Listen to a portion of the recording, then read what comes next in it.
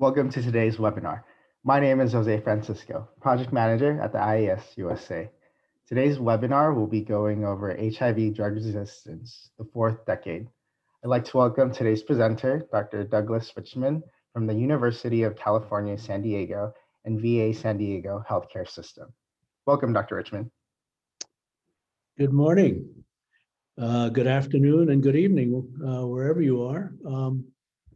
It's a pleasure to have this opportunity to talk with you on behalf of the IAS-USA.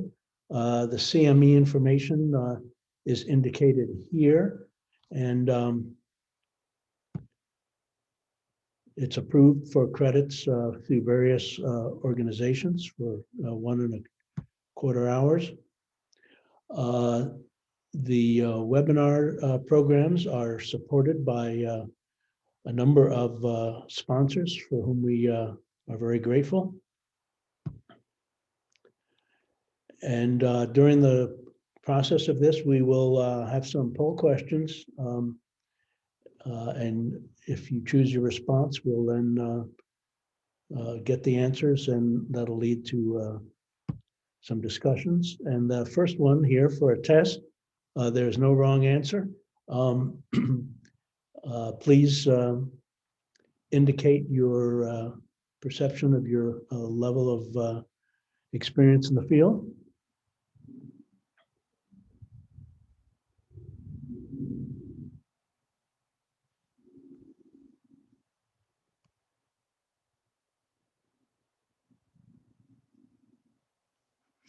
Okay, so in general, this is quite an experienced group, but we have a whole range, and hopefully I'll be able to address the issues for the whole range of participants. So let's proceed. The first pre-test question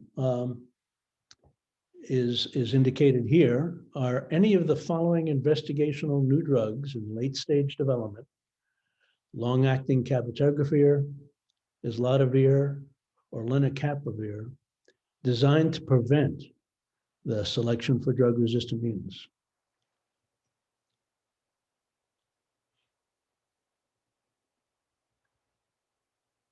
Yes or no?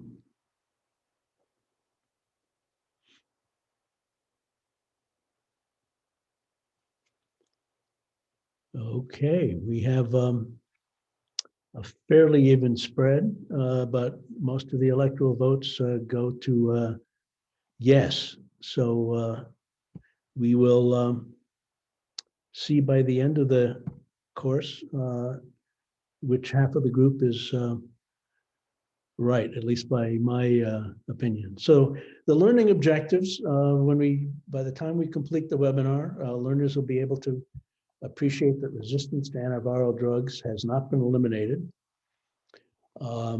We will describe the rates of drug resistance to antiviral drugs and with the currently recommended regimens, which do vary among different geographic areas around the world.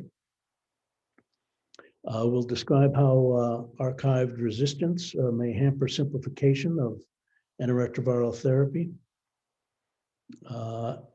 especially with two-drug ART, and describe factors that may increase the potential for the emergence of resistance to the second-generation integrase strand transfer inhibitors and the long-acting drugs. So antiretroviral therapy has dramatically changed over the last few decades. And now, although the recommended regimens confer greater than 95% suppression on many of the regimens in many countries, it's important to appreciate that the ability to select for drug resistance defines an antiviral drug, and drug resistance still occurs. And it is both the result and the cause of drug failure. The suppression rates of 95% or so are not like this worldwide. Archive resistance may hamper simplification of therapy, and the second generation drugs in development offer efficacy and likelihood of less resistance, but we should never underestimate the capacity of humans to figure out how to select for resistance. So this is the outline of what I'll be presenting. And first I will talk about the principles of drug resistance. And then I'll be discussing both acquired and transmitted resistance in different geographic areas, how to prevent resistance, and the new antiretroviral drugs and resistance. So regarding principles of resistance, this is a slide that's been colorized. The original is in black and white from a New England Journal article in 1953, looking at the role of INH for the treatment of pulmonary tuberculosis. I showed this in the next couple of slides in a plenary lecture at the very first CROI, almost 30 years ago. But the principles of drug resistance haven't changed. So when INH monotherapy was used to treat pulmonary tuberculosis, you can see here that the temperature resolved, and then it started creeping up again. The X-ray changes, called Röntgen changes back in those days, were stable for a while and then improved, but then went back to baseline and then got worse. The GAFG count, which is a semi-quantitative assessment of the density of acid-fast bacteria on a smear, went down, and then it went back up again. The isoniazide sensitivity was good for a period of several weeks to months, and then got progressively worse and worse, even though the concentration of drug that was administered progressively increased. And over the weeks of treatment, the proportion of organisms that were resistant progressively increased, and the magnitude of the resistance progressively increased. So why did this happen? So it was shown several years later that if you took a large number of wild type sensitive tuberculosis bacilli and plated them out on multiple plates at a high inoculum per plate, so that 5 million bacteria were plated on each plate, one got about 100 colonies in the presence of a high concentration of INH. Thus, the prevalence of pre-existing resistant mutants in a wild-type population was 1 in about 50,000. If you then took streptomycin, you had to put a lot more organisms on the plate to see growth in the presence of a good concentration of streptomycin. And it turned out that there was about 1 resistant organism in 1 million. But if you put both drugs on plates, you'd had to put a very large inoculum. And no matter how much they was put on, in this case with 100 plates, that was 10 to the 10th, or 10 trillion organisms, there was less than 1 resistant organism. So the principle that was demonstrated here is that pre-existing mutants exist, but double mutants, the probability of a double mutant is the product of the 2 probabilities. And so this was the first rationale for combination therapy. That is using multiple drugs to prevent the emergence of resistance. For those of you in infectious disease, the second rationale was using penicillin and streptomycin for enterococcal endocarditis. And there one observed synergy. That was the second rationale. And I think we all know now that the rationale, the most common rationale for the use of multiple antibiotics like vancomycin and cefepime is to provide anxiety relief for house officers. So the mutation rate of various organisms varies wildly. So a viroid, which is a small circular RNA microorganism, of which about 3/4 of us have a million copies per milliliter of blood of anelloviruses, which don't cause any disease as far as we know. They have an incredibly high rate of one mutation per hundreds nucleotides in the genome. But RNA viruses have a mutation rate of about one mutation per genome size per organism. Double-stranded DNA viruses, like the herpes viruses, have a much lower rate because they have the double-stranded DNA and proofreading mechanisms in the nucleus of the cell. And then eukaryotes and even bacteria have even much lower rates of mutations. And this goes along with the fact that when we have offspring, we have hopes and expectations that no significant genetic abnormalities will be present in each of the offspring. But the strategy of viruses, especially RNA viruses, is to produce an incredibly large number of offspring, not caring whether there's some mutations. And in fact, it's potentially beneficial to have a certain number of mutations so that there are variants present that can provide fitness in the presence of selective pressures like an immune system or drug treatment. So drug-resistant mutants, starting with tuberculosis and certainly with HIV, pre-exist in untreated patients.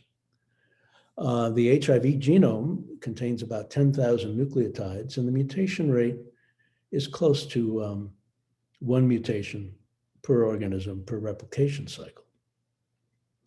Most of them are neutral. Some of them may be lethal, but some of them provide the potential for fitness in the presence of selective pressures.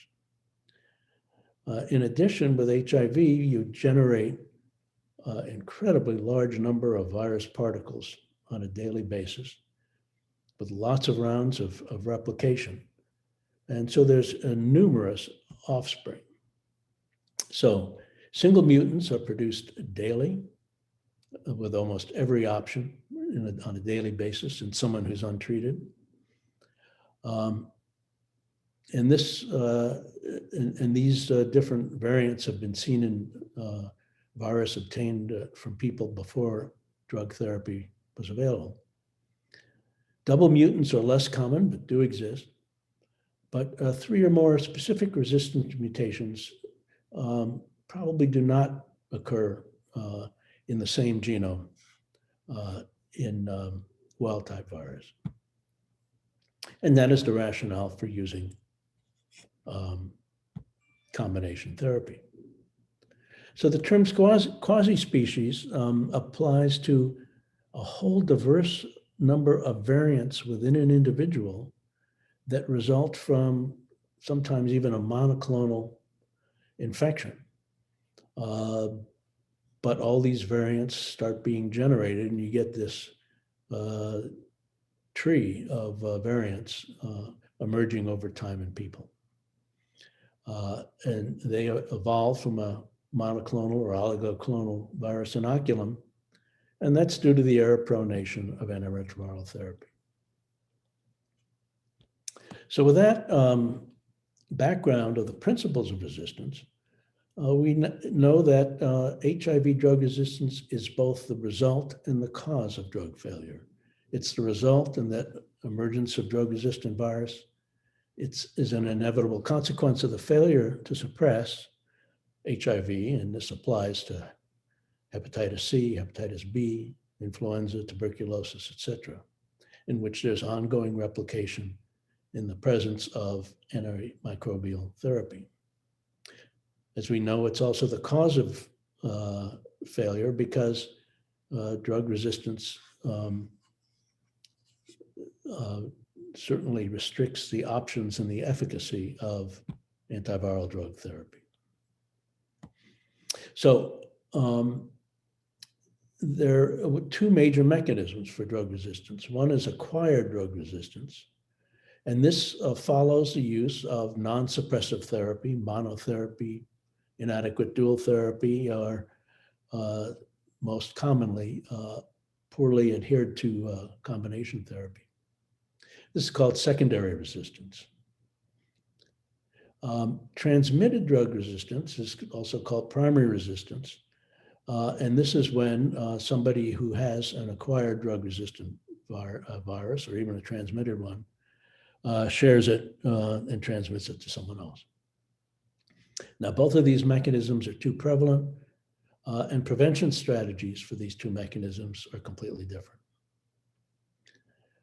And we will discuss those. So primary drug resistance is another term that you will hear.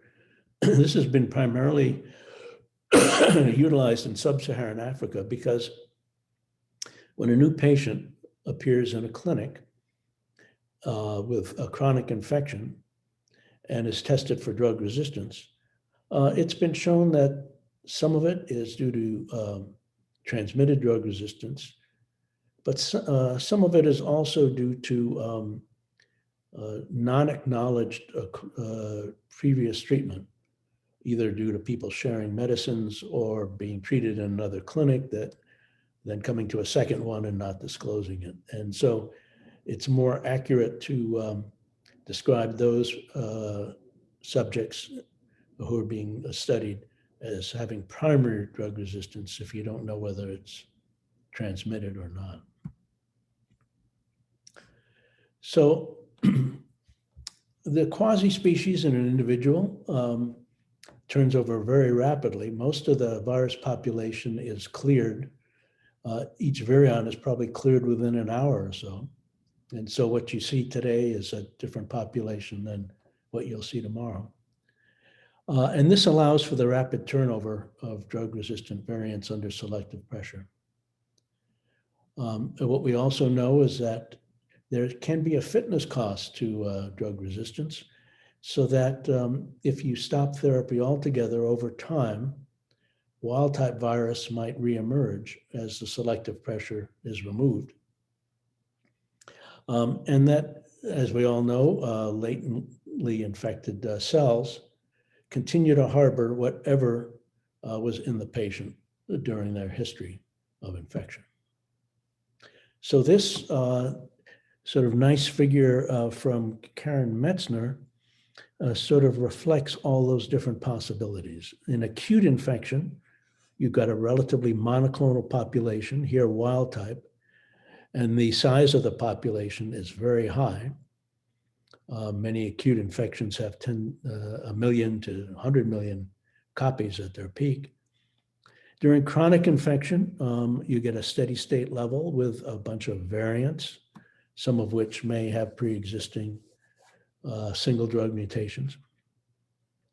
Successful antiretroviral therapy suppresses these viruses, and what remains are latently infected cells with whatever the patient had before they were treated. But if the treatment is inadequate, one then selects for much more resistant viruses. And if one stops the unsuccessful treatment, generally more susceptible viruses reemerge because they have better fitness in the absence of drug treatment. And then with salvage therapy, multiple failures, one gets more and more resistance. And so that's displayed there. So now we'll discuss acquired and transmitted drug resistance, first in resource-rich countries, and then in low and middle income countries. So when the original first drug was evaluated in 1986, the AZT monotherapy showed an initial benefit that was then lost.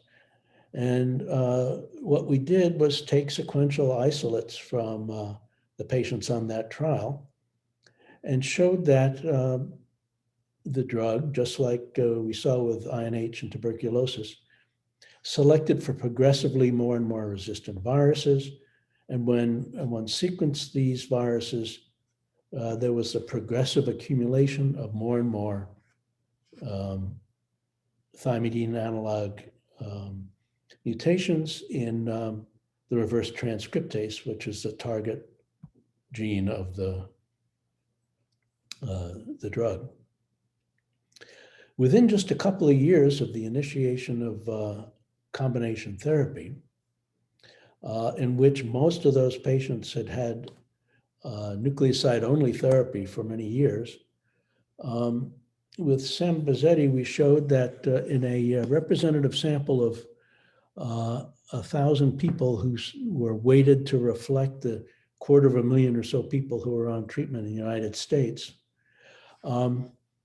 already over 3/4 of the patients in the United States, or the adults in the United States, had some drug resistance, 70% of them with nucleoside resistance, and already we had selected for multiple drug resistance in half of the patients. And this is what we were dealing with in the early days of antiretroviral therapy. A consequence of all that resistance was just in around 20 years ago, Susan Little led a study of acutely infected patients in 10 North American cities. And what was observed is that isolates obtained over a period of years between 95 and 2000 showed a progressive increase in transmitted drug resistance, with non-nucleoside RT inhibitors being the most prevalent, but the other drugs that were available, nucleosides and protease inhibitors, were also selecting for more and more resistance.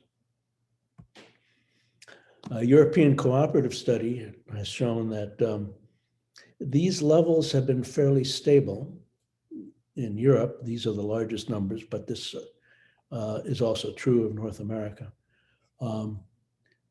That NNRTI resistance is the most prevalent, but other classes of drugs are seen as well. And this is all pre-integrase inhibitor.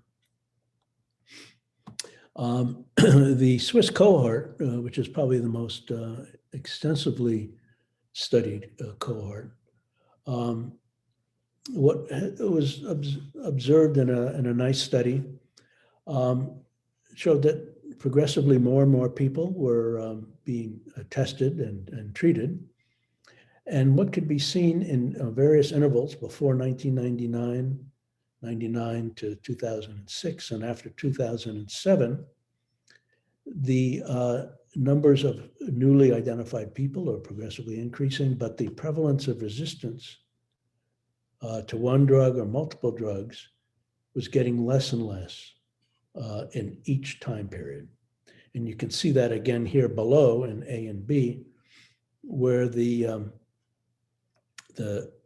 number of actual individuals, even though the number of people being treated was increasing, the number of individuals who were failing with drug resistance was diminishing. And we've all experienced this dramatic change in drug resistance in resource-rich countries over the years. We used to have to deal with drug failure every time we had a clinic. We had one or more patients with drug resistance problems. Now, the treatment of failing, the issue of treating failing regimens is very rare.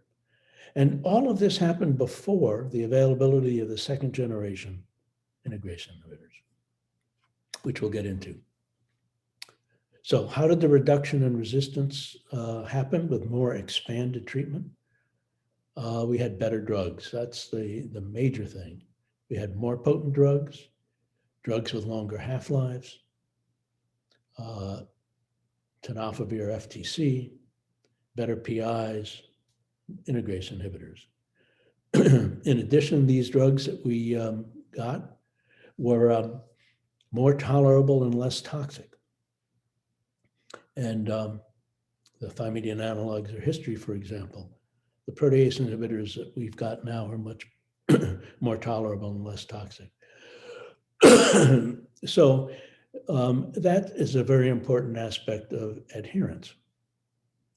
And also fixed dose combinations. It makes it easier to be adherent, and it also eliminates the problems of people getting their prescriptions out of sync and running out of one, and then getting a less than optimal combination therapy. And so all of these things added up to more efficacy. And then the availability of drug testing with better turnaround and the use of drug resistance testing to provide more informed and intelligent changes and new regimens added to the reduction. Now, what about this is in the resource-rich countries. What about low and middle income countries? So we have all seen the principles of drug resistance are well established: Darwinian evolution, mutations in the presence of selection for mutations in the presence of selective pressures. So the mistakes and the lessons that we learned the hard way in the developed world were unfortunately recapitulated in low and middle income countries, partially because they had to prove things for themselves, but also the restricted access to all the treatment options that were available in resource-rich countries. So this is a year or so old, but this WHO report of pre-treatment drug resistance among first-line ART initiators in various low and middle income countries, with the 10% range being what we're seeing now in resource-rich countries, shows that it's a pretty frightening problem, especially when the first and major line therapy has been efavirenz for the last decade or so.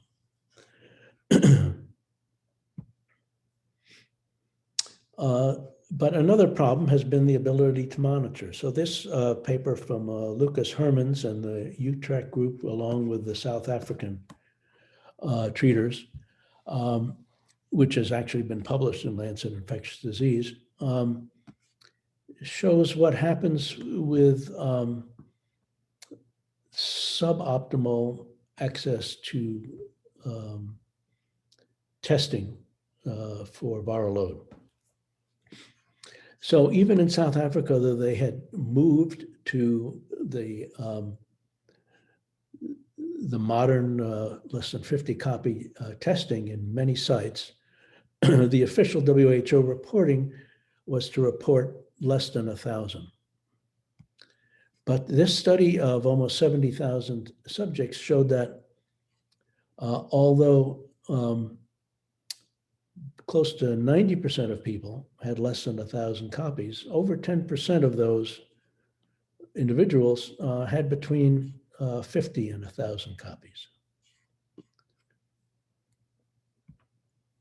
And what this study showed is that depending on the viral load level between 50 and 1,000, the failure rate was significantly greater. So here are the people with less than 50 copies, 50 to 200, 200 to 400, and greater than 400 to 1,000. And so the importance of viral load testing and reporting the 50 value or less is really very important. And the other problem in low and middle income countries is due to resource limitations. Tests can't be done as frequently. The turnaround time is later, and the WHO recommendations are a switch can only be performed with a confirmed test. And so you see that even though you get a viral load level that may be suboptimal, it may take many weeks or half a year or a year to get a switch accomplished. And that has dire consequences. So what was observed 20 years ago at Croy is that when a study of trizavir, which was this 3-drug regimen, nucleoside-only regimen, was studied, and failures were looked at. The failures were followed for quite a period of time, and you could see the progressive increase in the number of the proportion of isolates in these patients who got more and more drug resistance mutations. And so the ongoing selective pressure of a failing regimen selects for the progressive increase and accumulation of additional mutations that causes higher level resistance to the treated drugs and more cross resistance to drugs that are in that class. And if I can make this move, this observation was repeated a decade later in low and middle income countries where patients on a failing regimen, often without an option for a switch, this is the light gray is 6-month results, and the darker gray are the time to the 6 to 12-month results. And you can see the progressive increase in the number of mutations with continuing failing treatment.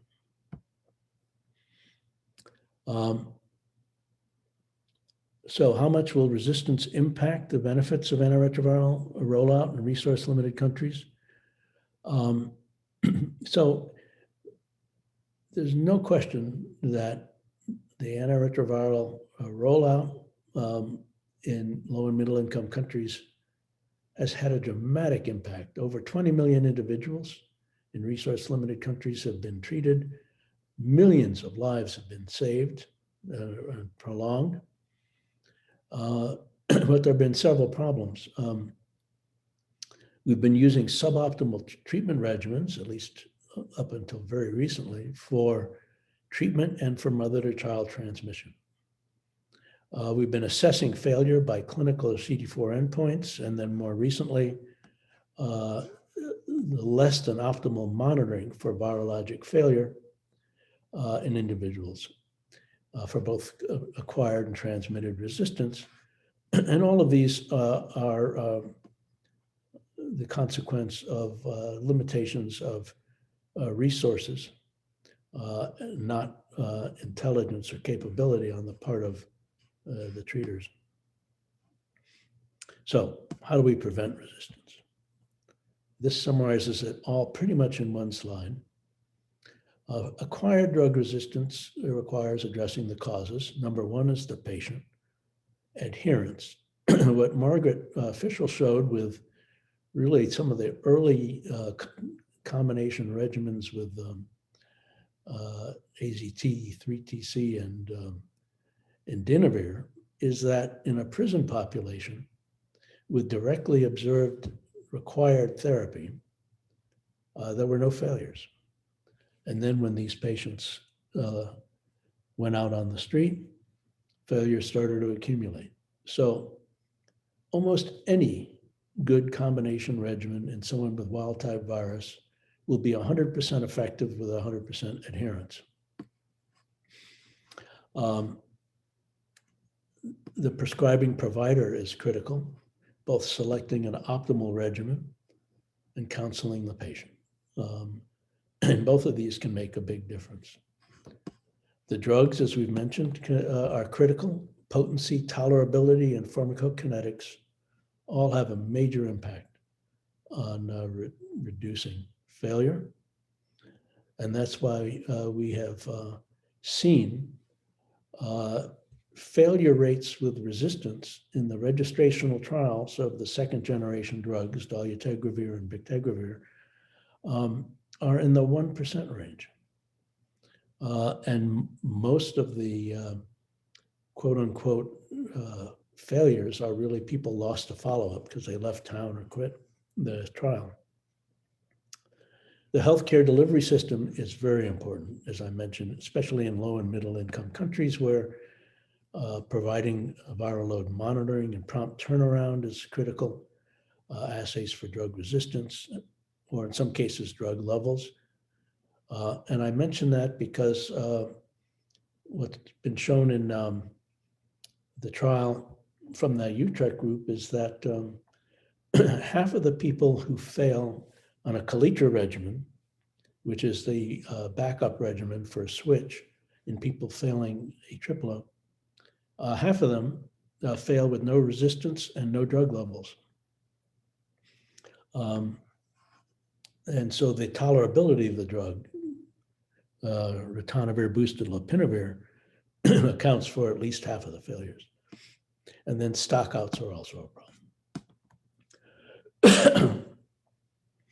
So I don't mean to disparage the ability of the patients and the healthcare providers to do well in low and middle income countries.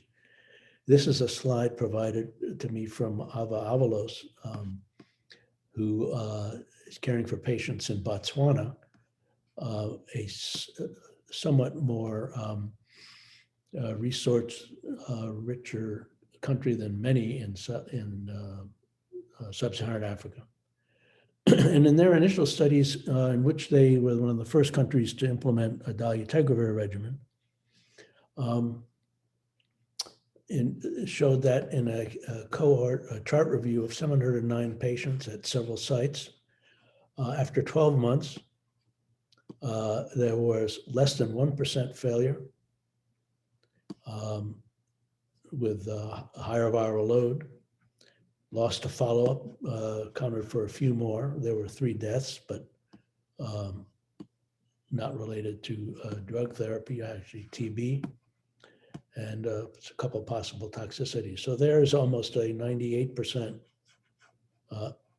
efficacy using 400 copies at 12 months.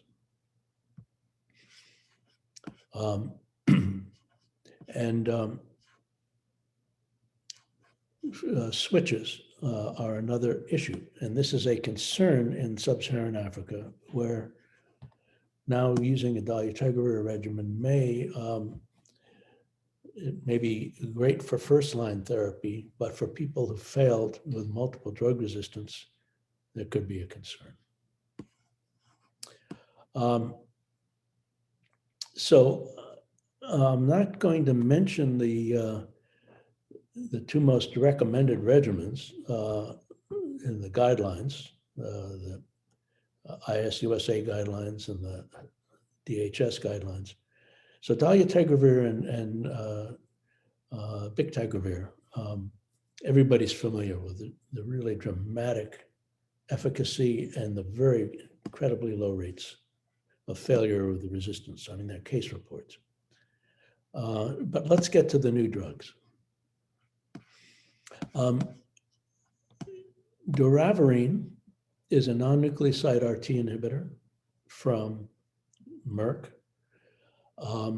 And what's interesting about this compared to the NNRTI that we all have used for quite a long time, efavirenz, most single and even double common NNRTI mutations do not confer resistance. Most importantly, the K103N, which is the most common mutation of transmitted resistance, worldwide, does really not confer any resistance to speak of to doravirine.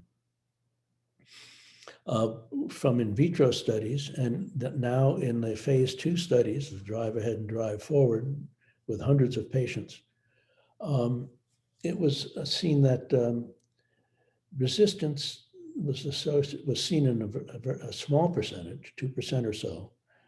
And these were mutations that are relatively less common than the most common ones seen with nevirapine and efavirenz.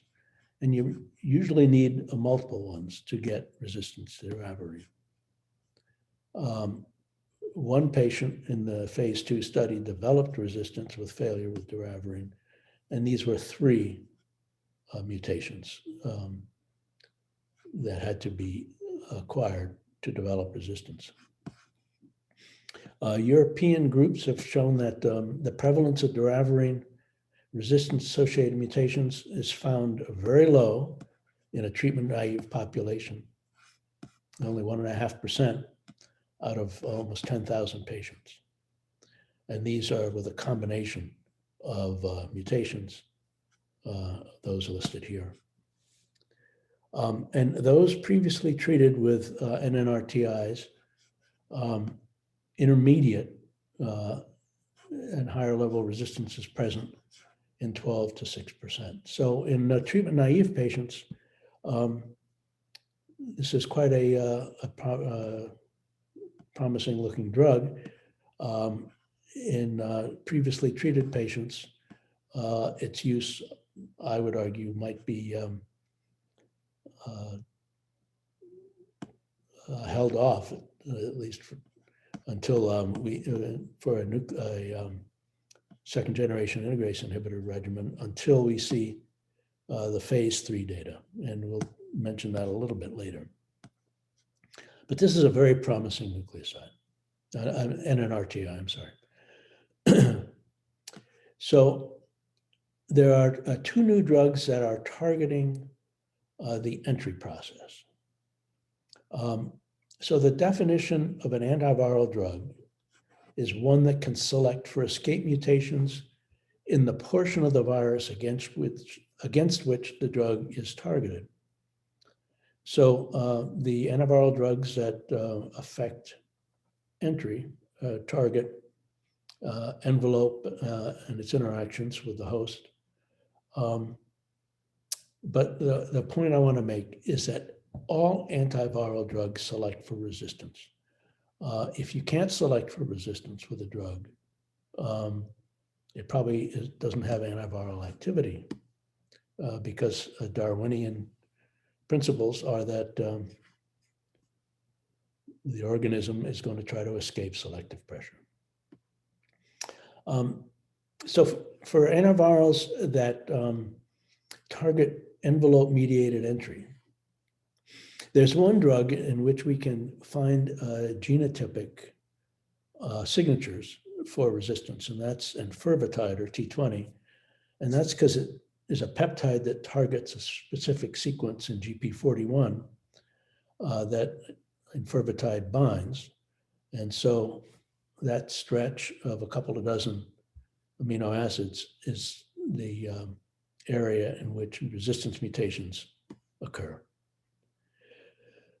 But for all of the other antiretrovirals that we know that target entry, this is not the case. So these 2 new drugs, fostemivir, which binds to GP120, and abelizumab, which targets the CD4 receptor for the envelope, are like maraviroc, which is the CCR5 inhibitor, or neutralizing antibodies. And all of these don't select for a limited number of easily listed signature mutations in envelope.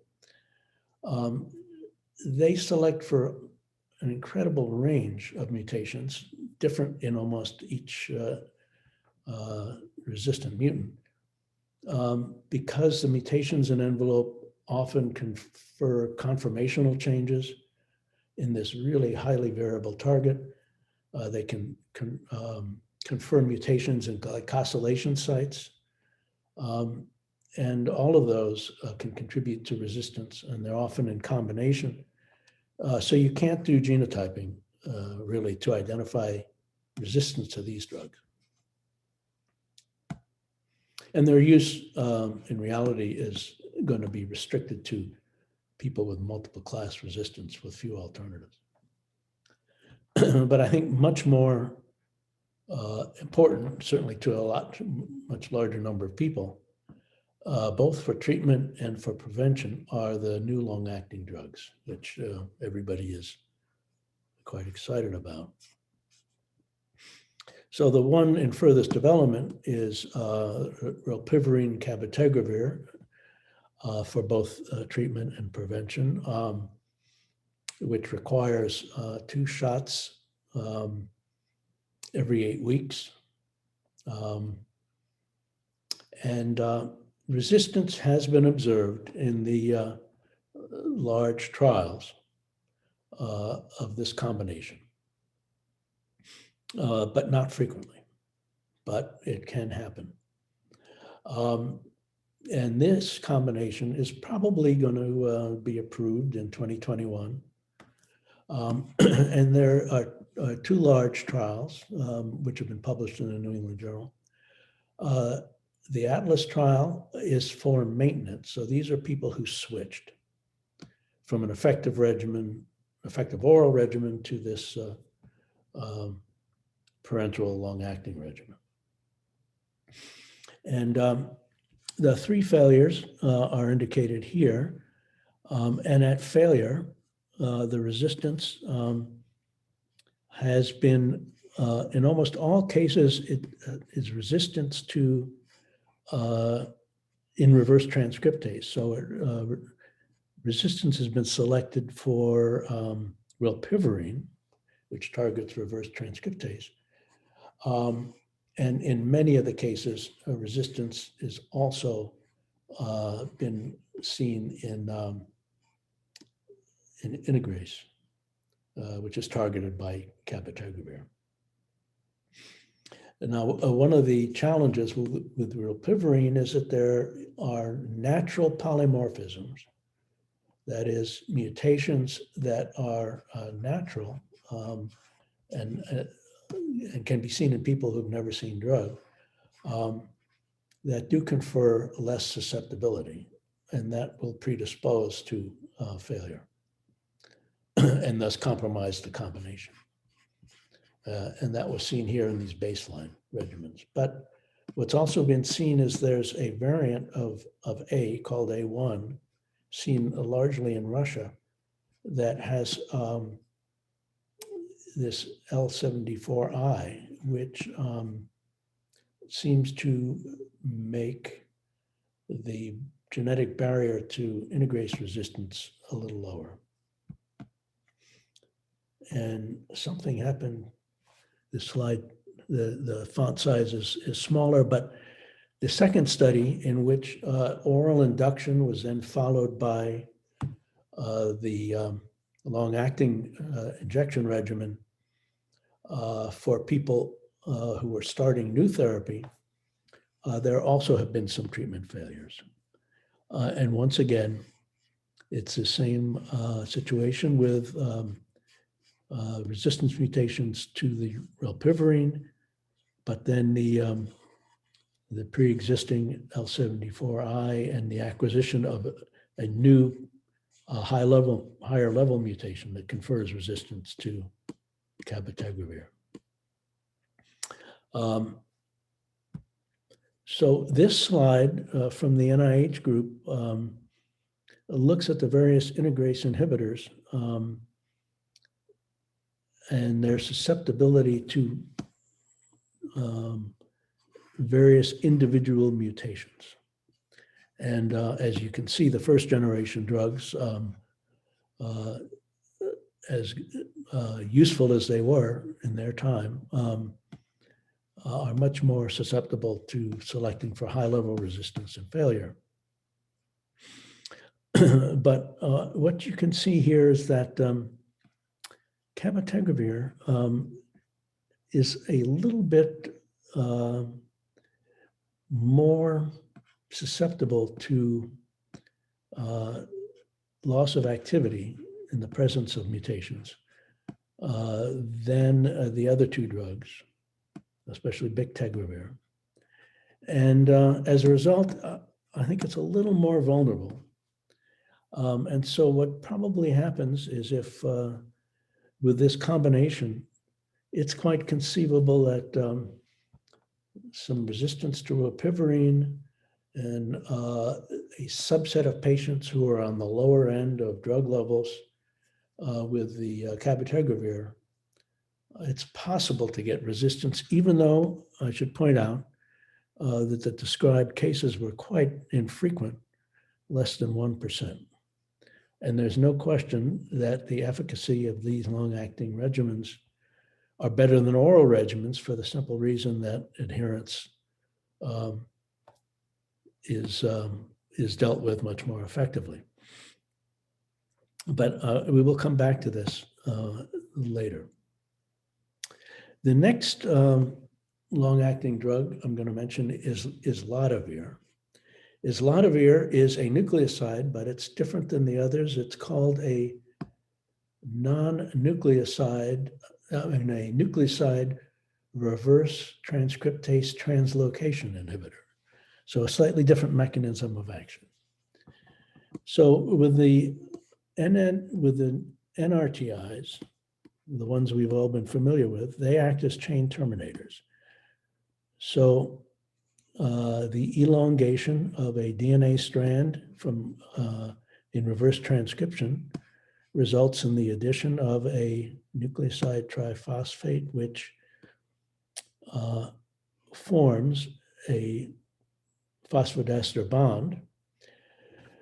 But all of the NRTI drugs that we have lack a 3' hydroxyl on their sugar, which precludes them from forming a phosphodiester bond, 3' 5' phosphodiester bond, so that the chain is terminated.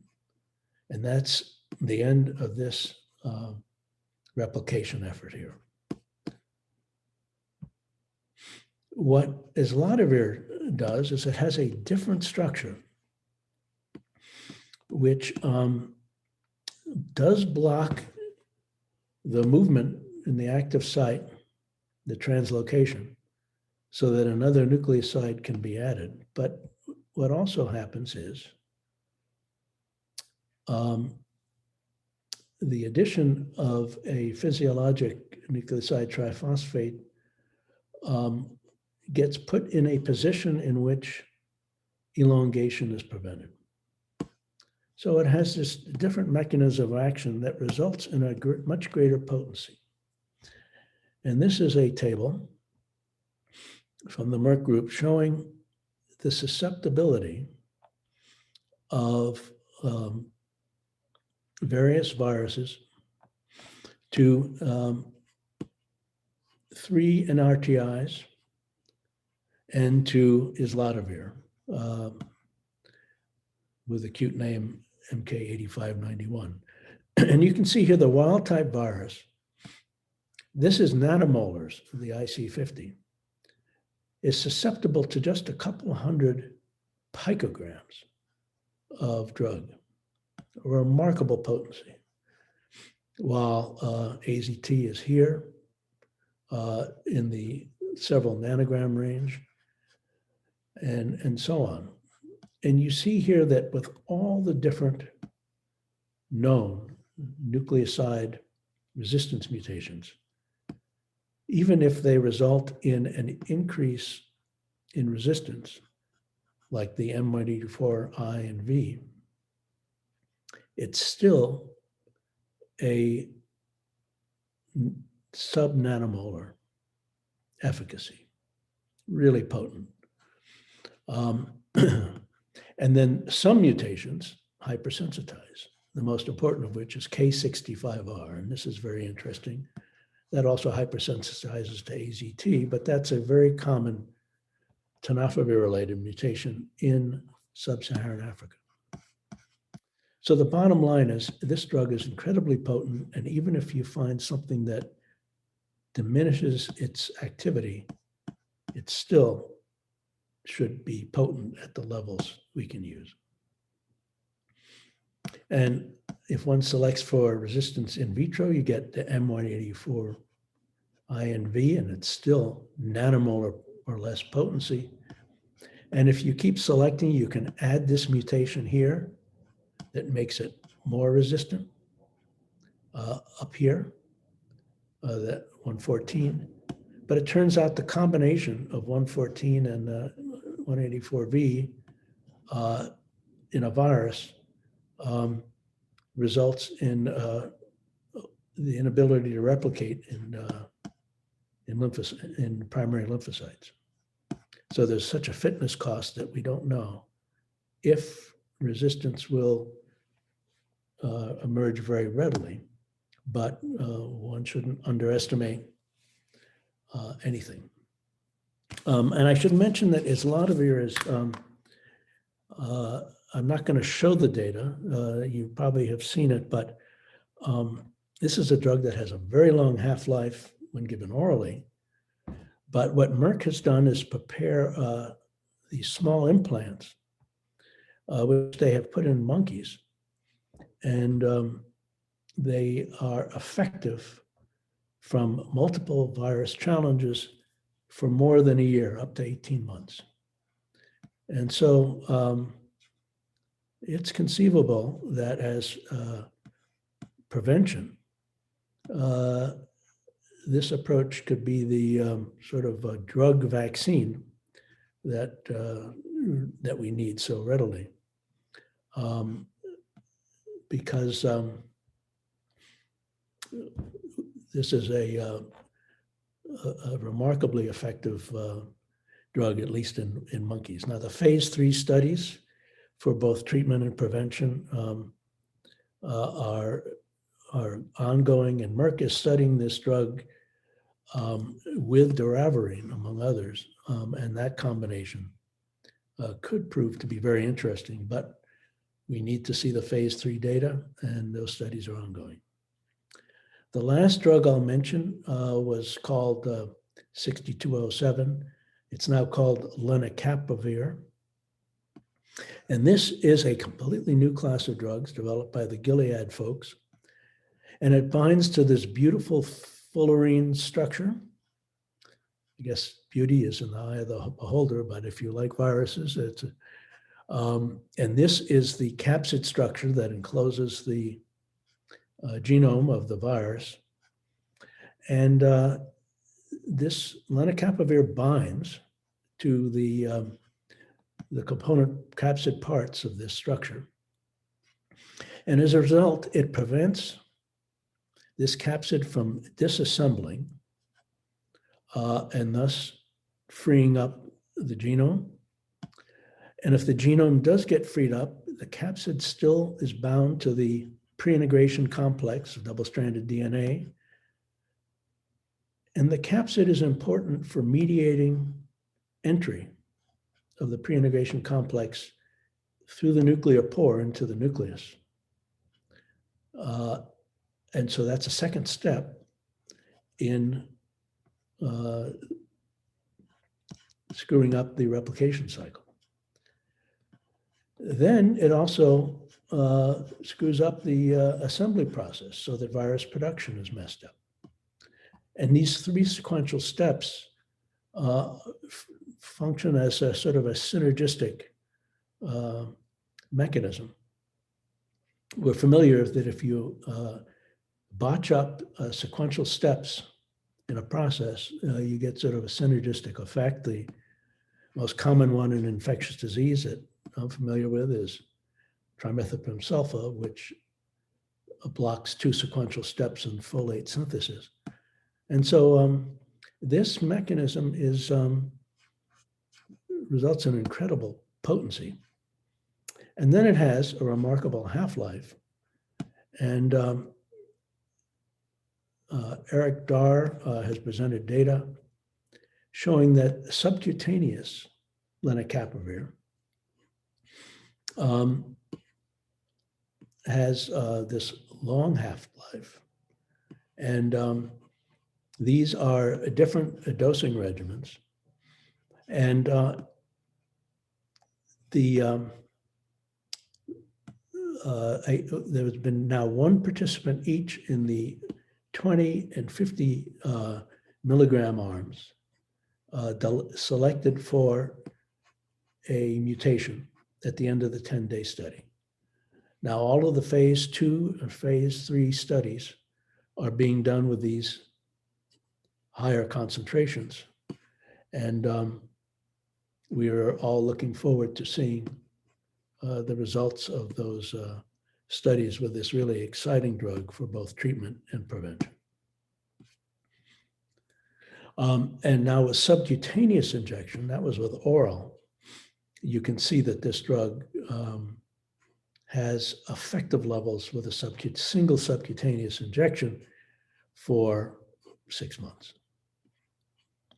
And so there's a lot of excitement in these promising new drug compounds. And in vitro selection for various types of resistance have shown that certain mutations can select for resistance. But there's often a significant fitness hit with those resistance mutations. So we'll just have to see what happens in the phase 2-3 studies. But to close, I'd like to mention what I think are the potential concerns with all 3 of these long-acting, highly promising drugs for the long-acting drugs for treatment or prevention.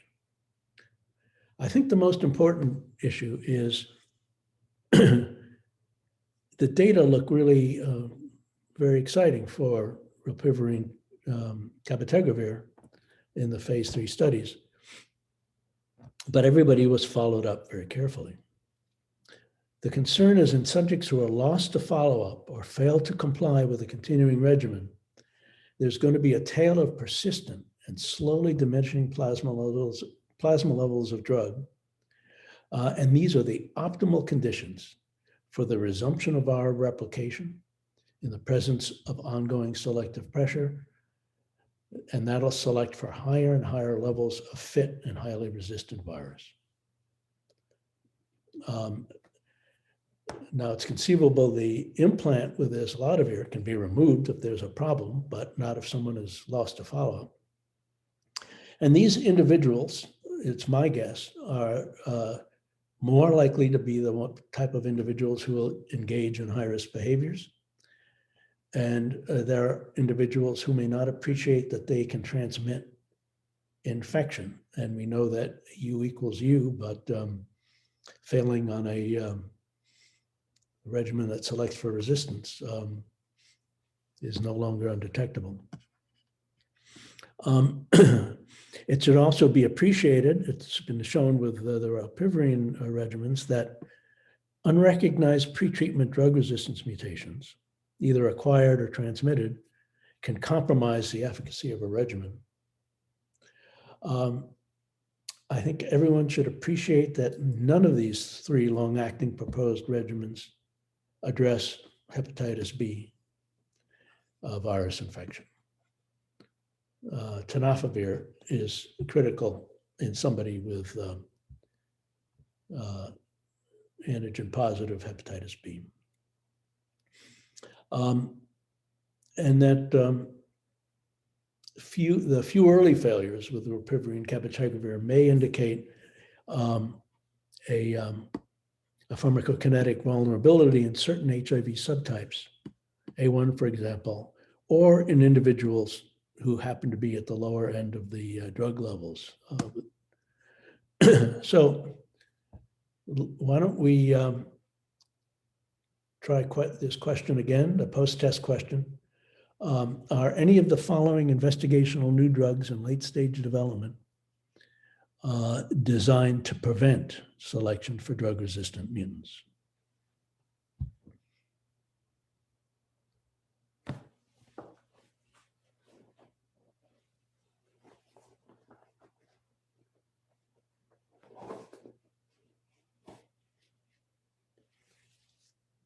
Well, the numbers haven't changed, and I'm afraid I didn't convey my message as clearly as I would have liked. The bottom line is they may reduce it, but preventing is impossible. I hope I tried to convey that any antiretroviral drug can select for resistance. And if people work hard enough at it, they will be able to ruin almost anything. And so it's going to be important for us to continue to use things wisely. So I will stop here, and I'll be glad to get involved with answering questions. And I want to thank the folks who shared slides with me. So thank you for your attention, and why don't we go to the questions and answers.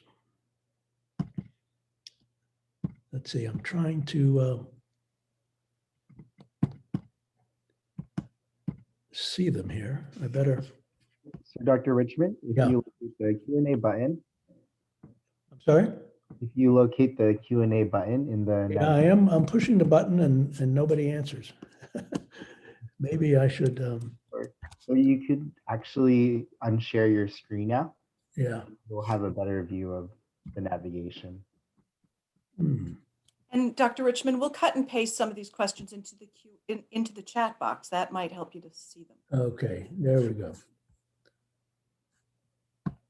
That worked. Amazing. All right. So the first question, let's see.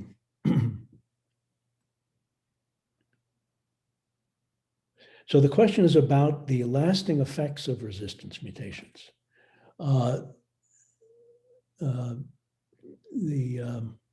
specific patient was highly resistant with a phenotype test in 2013. And what's the relevance of this test? And the important point, I think, is that every resistance mutation, resistant virus that you had in the past is archived. When our group and the Silicano group looked at latency as the obstacle to the cure of infection with antiretrovirals back in '97, we showed that all those patients had had prior AZT3/TC therapy, and we were able to isolate drug-resistant virus from their latent reservoirs. So anybody with a history of failure with or documented resistant virus is going to have that archived information. And there are several questions regarding the use of DNA genotype in people who are suppressed. And that is a practical problem. In people who have failed, it's good to get a drug resistance test. The question is, in switching, how helpful is it? There have been several studies showing that you can document drug resistance mutations in the latent reservoir, but the practical utility of those genotypic DNA tests in selecting for a new regimen has not been proven, especially when most archive resistance is with reverse transcriptase inhibitors and sometimes with protease inhibitors. And so the second generation integrase inhibitors really obviate the relevance of those mutations. So the next question is regarding the M184V mutation. And I think the good news about the M184V mutation is that that does have a fitness cost. It impacts the ability of that virus to maintain a viral load by about a log. That may contribute to the fact that that with a tenofovir 3TC or tenofovir FTC regimen, The M84V does not compromise that regimen, and that's been shown for both the better protease inhibitors, darunavir, for example, and for the second generation integrase inhibitors, dolutegravir and bictegravir. Now, abacavir is compromised by M184V, so the lack of importance in those regimens of the 3TC or FTC resistance only applies to a tenofovir-containing regimen.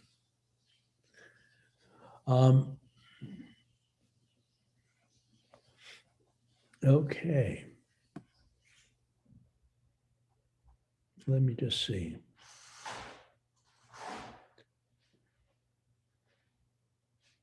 I think the one was about a genotype archive test, and I think I mentioned that.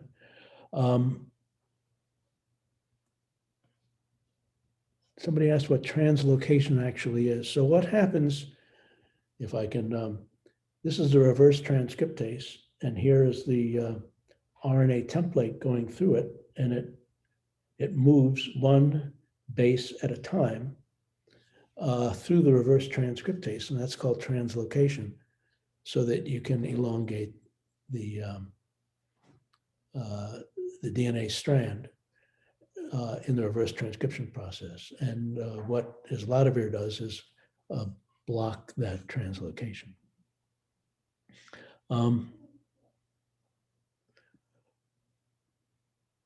So a question about, it seems we're failing in our efforts to address adherence and educate users. What measures would you suggest in addition to sentinel surveillance? So adherence is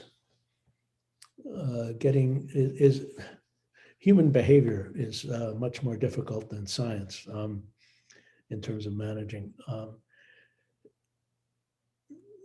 I know that when I seen patients, I spend a lot of time talking about the importance of adherence, trying to encourage them, support them. In our clinic, we have resources, pharmacists, social workers, others who reinforce this continually. Some places have created peers to help educate. So all of these are very important. But the other thing that has been critically important is better drugs. As I mentioned with Kaletra in sub-Saharan Africa, and it was true here, half of the people who failed had no resistance because of the tolerability problem. Our newer drugs are so much more tolerable, and then they have longer half-lives, which provide a forgiveness. So the half-life of bictegravir is like 31 hours, so you've got it on board for a long time. Tenofovir diphosphate intracellularly is useful for days, and the same FTC. So all of these things confer a forgiveness if people miss, but don't tell people that that's okay. And so, but we can just do our best. You know, some people don't wear masks, right?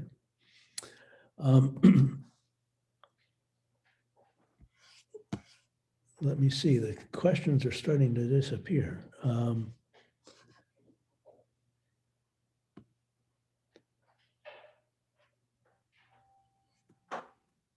What do I think about the impact of giving dolutegravir 3TC tenofovir, which is the fixed dose regimen in sub-Saharan Africa, as second-line treatment in resource-poor settings?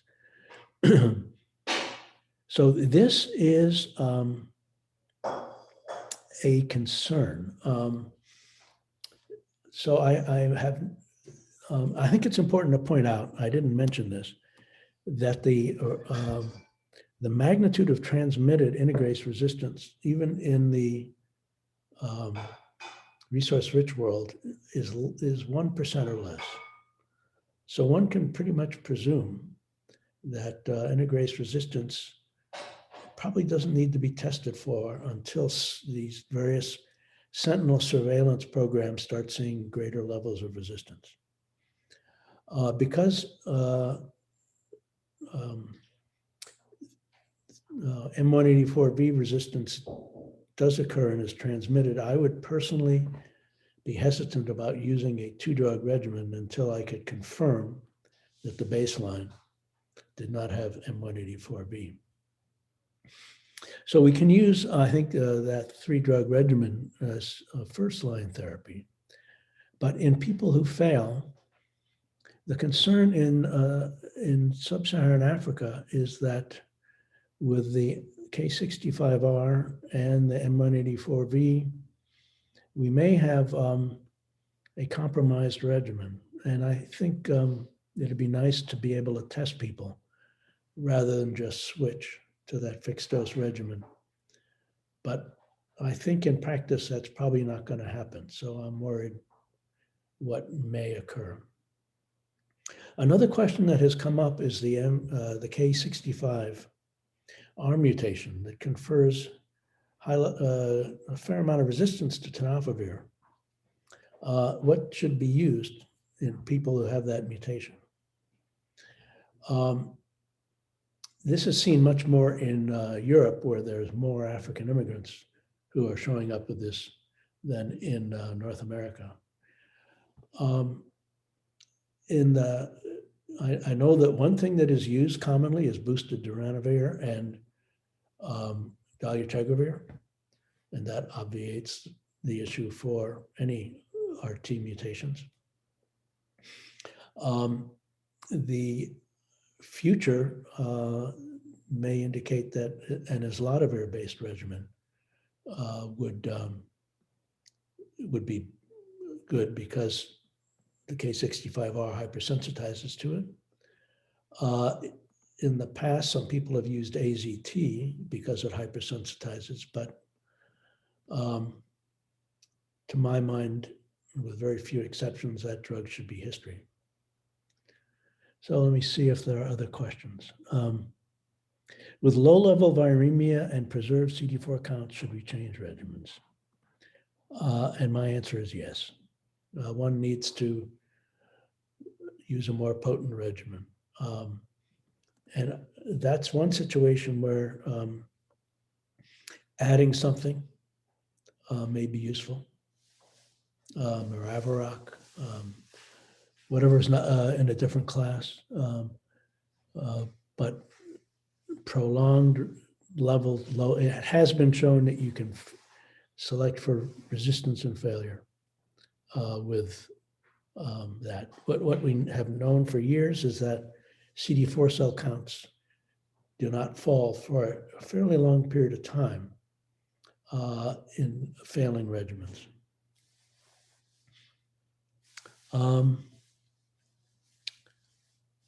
Let me see. I don't think I have any more questions here.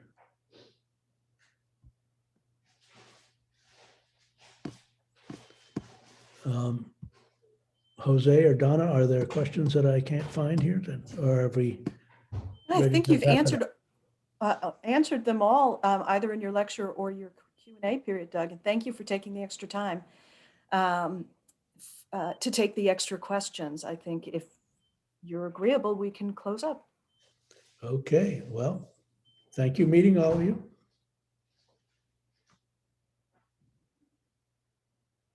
Evaluations and how to claim CME credit will be emailed by 5 p.m. tomorrow Pacific time, and that'll enable us to review those that have attended today's webinar and those that have pre-registered. Access to the 2020 IAS-USA ARV guidelines is available here. More information is available on the IAS-USA website. This webinar will be available on demand, and a full listing of our 2020 on-demand webinars is available on our website.